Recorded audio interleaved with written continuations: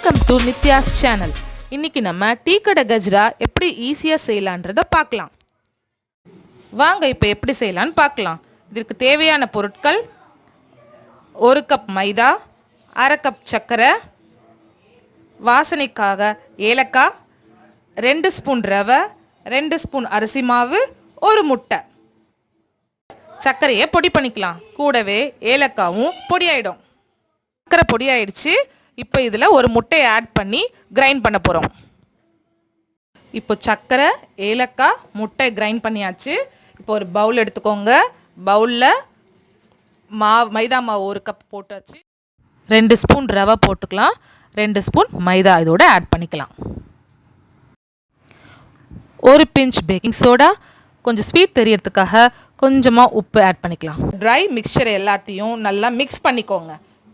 Mix பண்ணதுக்கப்புறமா இந்த மிக்சியில் அரைச்சி வச்சுருக்கிறத ஆட் பண்ணி மிக்ஸ் பண்ண போகிறோம். நம்ம தண்ணியே ஆட் பண்ணல. தேவைப்பட்டுச்சுன்னா தண்ணி கொஞ்சம் ஆட் பண்ணி பசஞ்சிக்கலாம். அப்படி இல்லைன்னா தேவைக்கேற்ப பால் சேர்த்து பசஞ்சிக்கலாம்.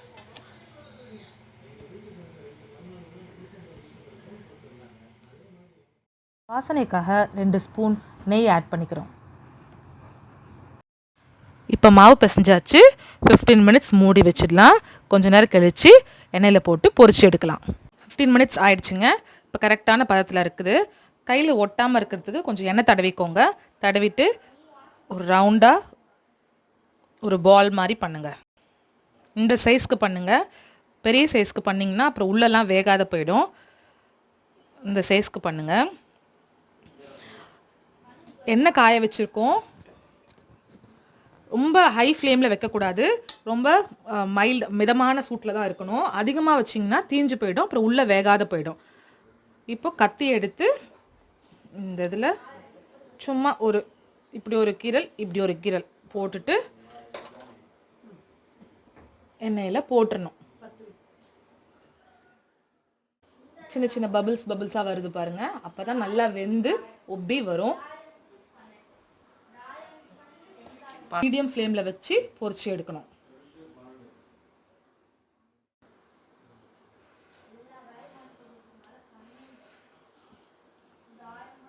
பொறுமையாக மிதமான சூட்டில் பொரிச்சு எடுக்கணும்.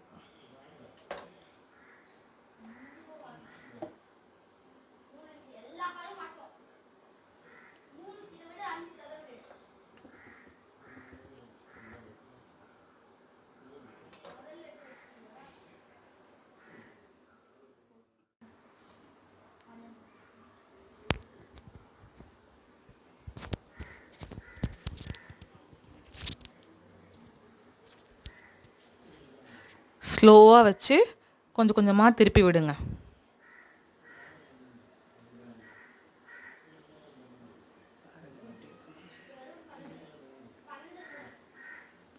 பாருங்க, டீ கடையில் செய்கிற மாதிரியே நல்லா வெடிப்பாக நல்லா வந்திருக்கு.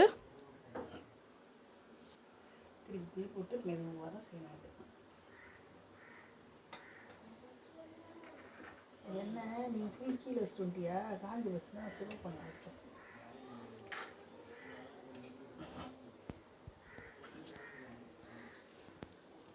திருப்பி விட்டாச்சு. அதே மாதிரி பொறுமையாக கொஞ்சம் கொஞ்சமாக வெந்ததுக்கப்புறமா எடுக்கணும்.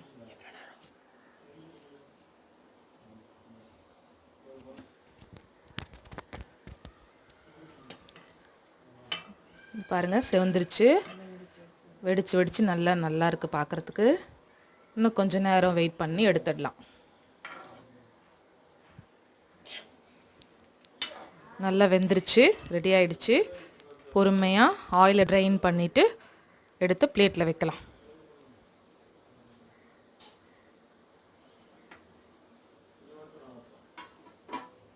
எடுத்த உடனே பார்த்திங்கன்னா கொஞ்சம் சாஃப்டாக இருக்க மாதிரி தான் இருக்கும். கொஞ்சம் ஆறுனதுக்கப்புறம் வெளியில் கிறிஸ்பியாகவும் உள்ளே கொஞ்சம் சாஃப்டாகவும் நல்லா டேஸ்டியாகவும் இருக்கும்.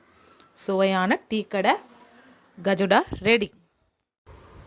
சுவையான டீ கடை கஜுடா ரெடி ஆயிடுச்சுங்க. பாருங்கள், உடச்சி காட்டுறேன். நல்லா கிறிஸ்பியாக சாஃப்டாக வந்திருக்கு.